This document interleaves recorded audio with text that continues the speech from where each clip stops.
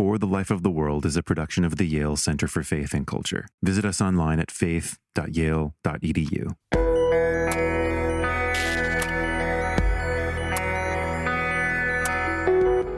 In a prison camp in Scotland, there I read the Gospel of Mark, and when I came to the cry with which Jesus died, "My God, why hast thou forsaken me?" I felt that there is a divine brother who feels the same as my feeling was at that time. And this saved me from self-destruction and desperation. The joy is divine. It comes from outside into our life in a surprise, in a turning from sadness to goodness, from sickness to health, and from loneliness to communion. You can experience joy only with your whole heart, your whole soul, and all your energies. This is For the Life of the World, a podcast about seeking and living a life worthy of our humanity. I'm Ryan McAnally-Lins. And I'm Evan Rosa, and we are with the Yale Center for Faith and Culture. Thanks for listening today. Evan, I wanted to bring this episode today in particular because yesterday, April 9th, 2021, was the 95th birthday of the German theologian Jürgen Moltmann. 95. That's amazing. That's a lot of years. And beautiful. Moltmann, it has like a special place for the Yale Center for Faith and Culture. Yes, he does. Because he was the doctoral supervisor, as they say in German, the Doktorvater, the doctor dad. Oh man, that's so good. Of Miroslav Volf, our director. Yeah. At the University of Tübingen in Germany. Something he said to Miroslav way back then, I think, has been really determinative of what we're trying to do and the kind of stance we're aspiring to take. That's right.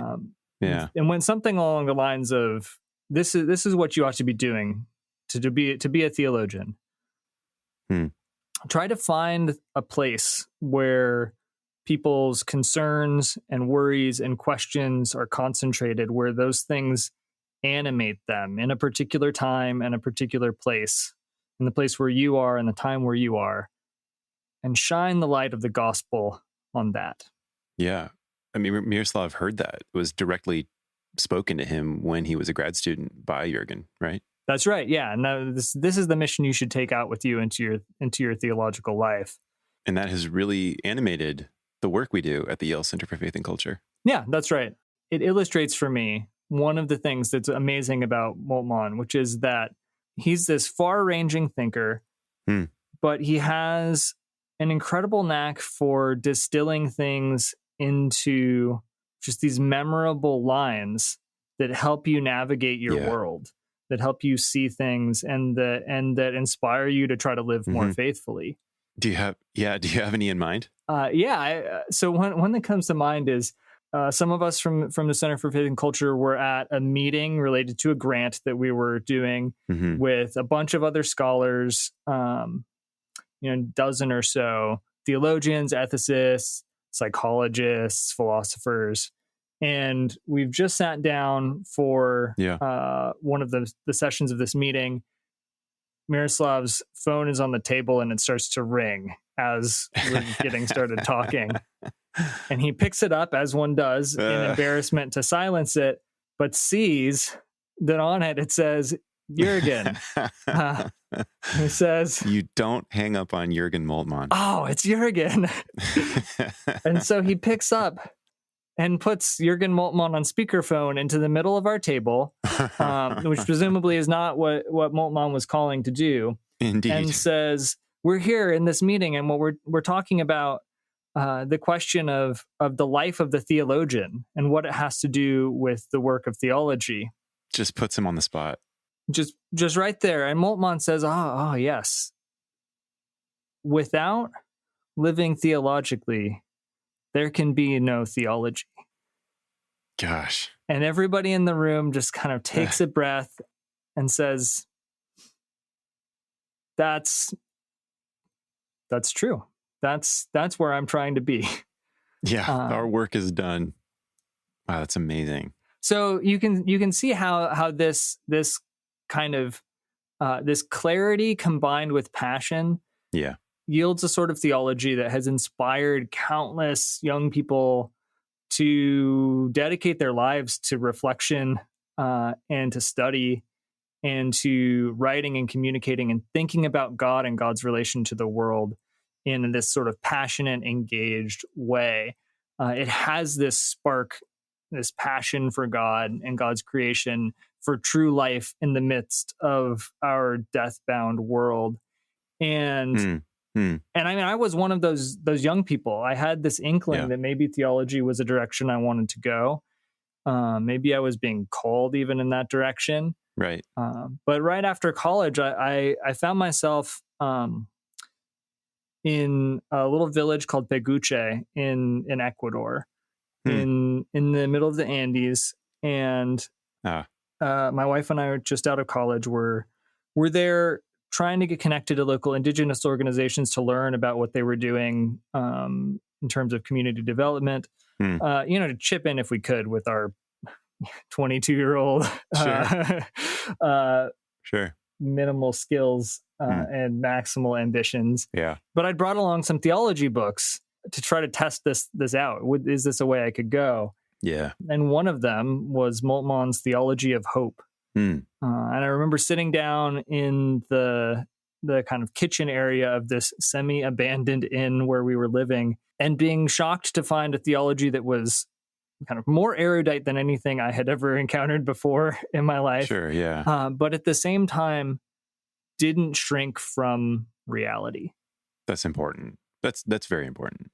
And spoke in a way that felt credible to me in that moment of my life, and in that context. And it's the sort of theology that I felt like I wouldn't be embarrassed to be found reading where I was by the people who I was interacting with every day there. And it's that kind of theology that, again, I think we're aspiring to do, and we want to kind of offer and invite others into. It's that sort of theological living. I think that's just such a beautiful example. And both those stories depict the way in which it's the lived theology that is the aspiration there. Can you read that quote just one more time for anyone that missed that? So this is my translation. Yeah. It was in German originally. It was in German. But it was, without living theologically, there can be no theology. I mean, that's about as aspirational as any of us could hope for. But I mean, it depicts Christian flourishing perhaps at its best. I think so. And I think that's Moltmann's genius, and it's why we want to present this episode today and just want to say, Jürgen Moltmann, thank you. Peace to you as you embark on the 96th year of your life. Yeah. Hear, hear. Thanks for listening, everyone. In this episode, Miroslav Volf and Jürgen Moltmann discuss the meaning of joy and its connection to anxiety, fear, wrath, hope, and love. Professor Moltmann remembers his own story of being discovered by God as a 16-year-old drafted into World War II by the German army, and during the bombardment of his hometown of Hamburg, and being held in a Scottish prison camp, only to read in the Gospel of Mark Jesus' cry of dereliction, my God, why have you forsaken me?" This cry would lay a foundation that led to his most influential book, The Crucified God. Moltmann also explains the centrality of Christ, the human face of God, for not just his theological vision, but his personal faith, which, as Ryan explained, is a lived theology. Thanks for listening, friends. Hope you enjoy the wisdom here, earned through a long life of lived theology. I'm sitting here with Jürgen Moltmann, one of the foremost theologians in the world today. We're in Tübingen, where he used to teach for many years. We have just finished a small consultation on joy, and that's the occasion why we are talking together. Yes. Jürgen, if I may, you have written a book about joy some 40 years ago. Yes. What have you learned in the meantime about joy? Well, 40 years ago, it was a time of the protest movement against the Vietnam War and the student unrest everywhere in the world. And at that time, I was thinking about how can I sing the Lord's song in an alien land. And 40 years after, I want to understand how to sing the Lord's song in the broad place of His presence. So it's from the dialectic to the affirmation. And now hope is for me anticipated joy, as anxiety is anticipated terror. And today, at least in Germany, we live more by anxiety and terror than by hope and joy. And so in anxiety and terror, how does one find way to joy? Well, whenever I feel the presence of God, then my heart is lifted up, and I see more positive into the future of the coming of God. And thus hope is awakened in me. Who is God for you? Jesus Christ is a human face of God. And without Jesus Christ, I would not believe in God. Looking at the catastrophes of nature and the human catastrophes of history, I would not come on the idea that a God exists, and this God is love. This was unthinkable for me. But with Jesus Christ and His message and His suffering on the cross and His resurrection from the cross, my feeling that God is present in the midst of suffering is a firm trust of my heart. So you're not speaking right now simply as a theologian. You're speaking from personal experience of discovering or being discovered by God. Yeah. When you were, can you say more about this experience? Which was experience of anxiety, aftermath of terror, a place where joy normally would not find its entrance? Well, when I was 16, I was drafted to the German army in 1943 and experienced the destruction of my hometown, Hamburg. In the midst of Hamburg, there was an anti-aircraft battery, and we schoolboys had to serve in this battery. And where the operation called by the British was the Operation Gomorrah, the destruction of the sinful city of Hamburg. And I was in the midst of it. And at that time, I cried out to God for the first time. And later, I was in prison, in a prison camp in Scotland, and there I read the Gospel of Mark, and when I came to the cry with which Jesus died, "My God, why hast thou forsaken me?" I felt that there is a divine brother who feels the same as my feeling was at that time. And this saved me from self-destruction and desperation.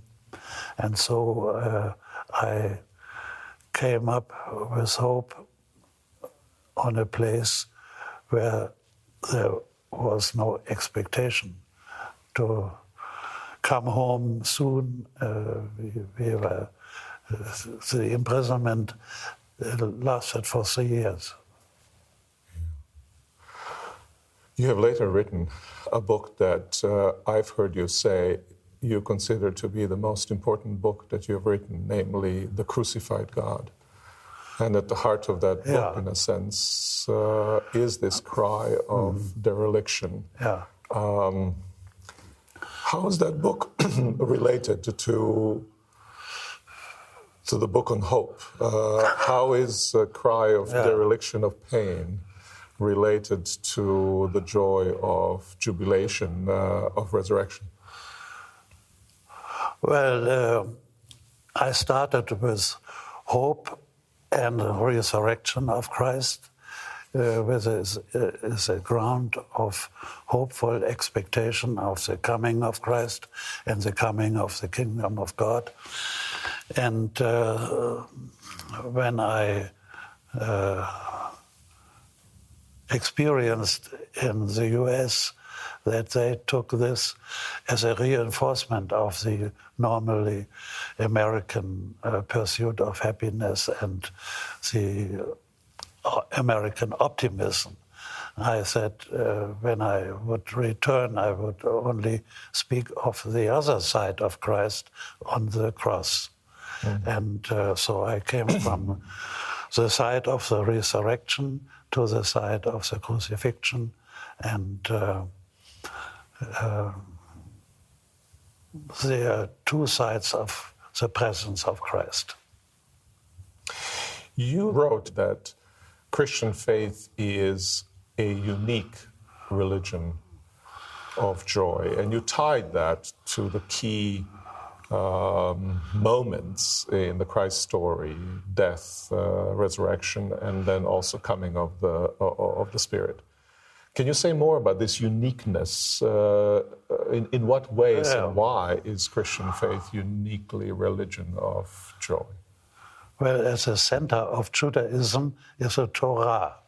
As a center of Christianity is the Evangelion, the Gospel. And this is good news. And this is the news that God has raised the crucified Christ to be the Lord of the world. And therefore, Christianity is unique in this sense, that it is a religion of joy. Christmas carols and Easter laughter and with the awakening of Pentecost feelings, this is unique in Christianity. I don't mean that Christianity is absolute, but it is unique in this way. Compare this with Judaism and the Islam and Buddhism. They are all unique in their center, but the center of the resurrection is unique in Christianity. You've earlier contrasted pursuit of happiness, a certain form of optimism. Also, in your paper, you've contrasted, you spoke about Spaßgesellschaft, fun society, and contrasted all these pursuit of happiness, optimism, fun to joy. How are they different? Well, fun is a superficial feeling which must be repeated again and again to last. While joy is a deeper feeling of the whole existence. You can have fun at the side, but you can experience joy only with your whole heart, your whole soul, and all your energies. Therefore, Schiller thought that joy is divine. It comes from outside into our life in a surprise, in a turning from sadness to goodness, from sickness to health, and from loneliness to communion. And this turning points awakened joy. So joy isn't then a kind of simply a feeling. Joy is a response to certain states of affairs that have been changed, created, to which there's a particular way of responding. Is that how would that be a way to express it? Something that changed. You cannot make yourself joyful. This would be self-satisfaction. But you are always outside of yourself, watching yourself. Am I being happy or not? And this would never lead to joy. Something unexpected must happen. So falling in love, for example, to take it from natural life, or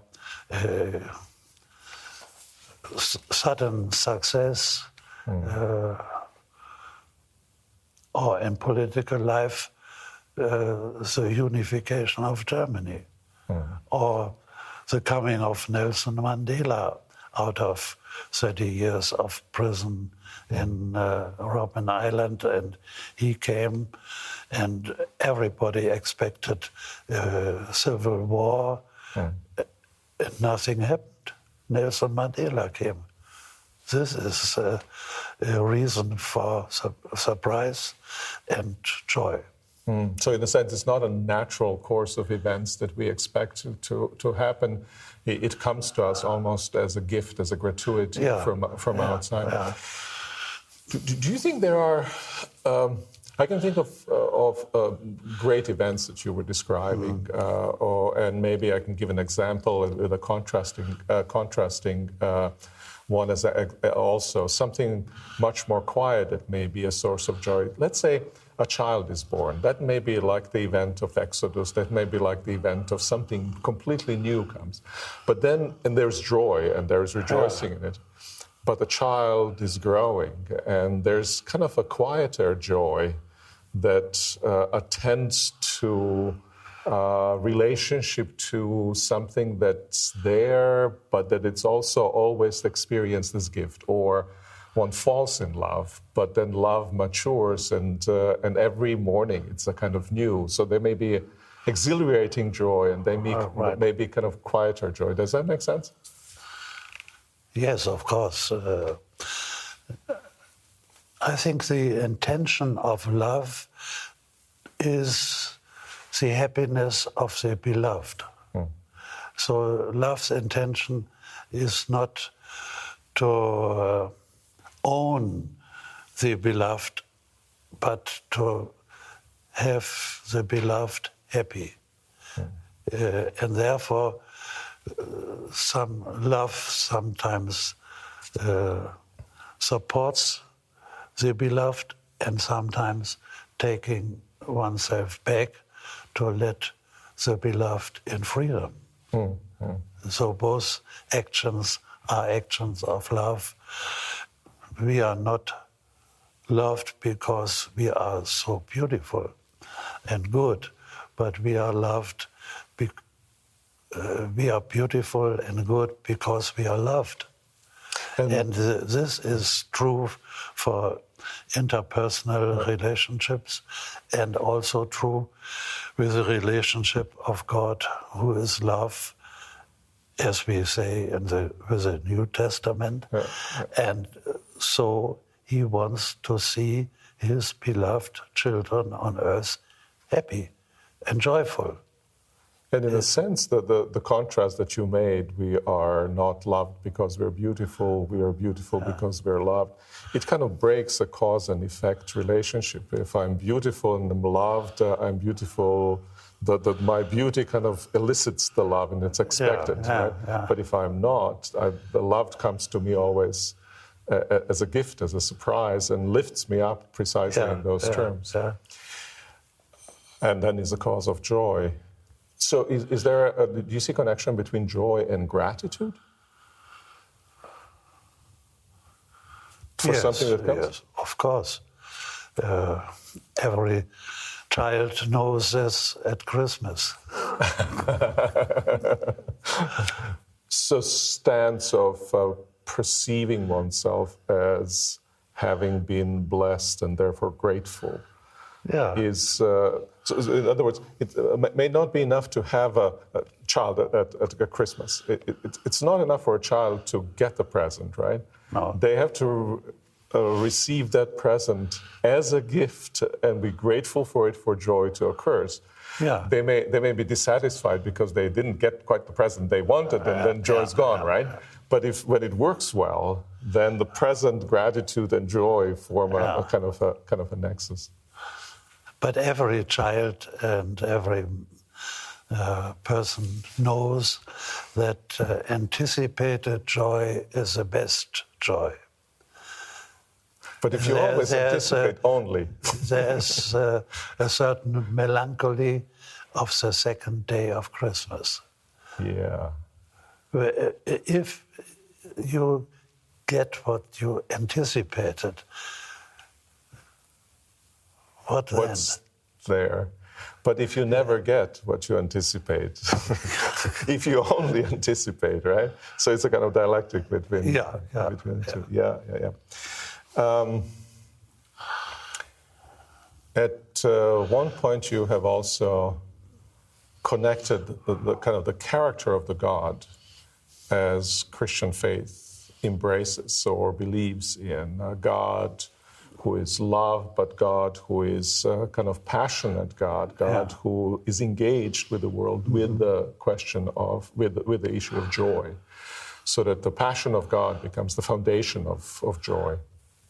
Yes, and I feel at one with Abraham Heschel from Judaism, who spoke of the pathos of God. A passionate God is on every page of the Hebrew Bible or the Old Testament, as we say. But we, in the Christian tradition, have still to wrestle with the absolute God of the Greek metaphysics, who is apathetic by nature. God doesn't feel joy, God doesn't feel pain. He is above pain and joy. So the apathetic God makes a man apathetic too. This is the sovereignty of the soul, which is above feelings of joy and pain. And the pathos of God, or the passion of God, makes the believers compassionate.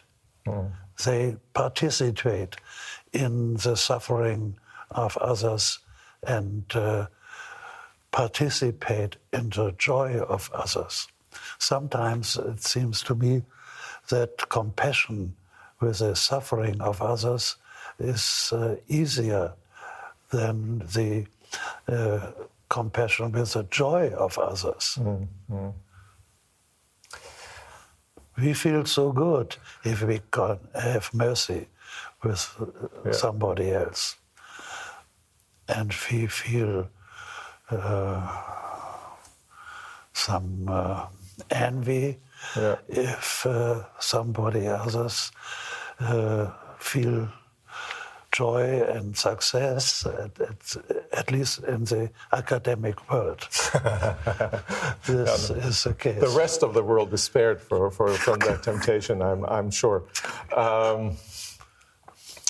The joy of God, it's almost like a revolutionary idea, right? That the God, the creator of all that is, would rejoice, right? At least against the backdrop of some of the Greek philosophical thinking and much of the Christian tradition too. Yeah. How can we speak of the love of God if we don't dare to speak of the joy of God? Because God loves somebody's joy and participates in the joy of his creation. And in the New Testament we have Luke chapter 15, where there's more joy in heaven over one sinner who repents than over 99 just people, which is not true according to the parables given in this chapter, because the lost coin could not repent, and the lost sheep could only make a noise but not repent. Only the prodigal son repented. But his father was not interested in his confession of sin. He loves him as soon as he saw him. So it's God's finder joy in these parables. You have, I think yesterday, if I listened to you rightly, you have connected joy of God with love of God, but you've connected, or love of God with joy, but you've also connected love of God with wrath of God. So that Moses' joy and wrath and love would go together. Did I hear that? Well, I interpret the wrath of God as God's wounded love.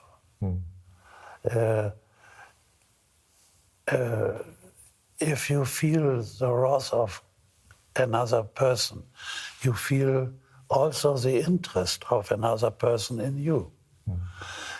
Only if that person turns away and turns the back to you, then you feel indifference. And this is the most terrible thing we can experience of God, that he has turned his countenance away from us. Jews call this Hester Panim, the dark face of God. That is the contrary or the opposition to the shining countenance of God, from where the blessing comes, according to the Aaronite blessing formula. But let shine your countenance over us and give us peace. But joy is more lasting and stronger than wrath. We have certain testimonies for this, even in the Old Testament. My wrath is only for a moment, and my grace is everlasting. So joy, in the end, wins. Yeah, I'm convinced of that. Thank you, Jürgen.